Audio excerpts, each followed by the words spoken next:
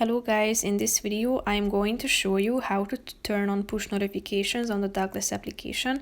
But first I just want to mention, don't forget to subscribe to my channel because at 10,000 subscribers I am going to show you my whole YouTube revenue statistics and growth strategy, how to make money online. So let's jump into it. First of all, open the application on your phone. After that, you should tap on the profile button down below, which is the fourth option.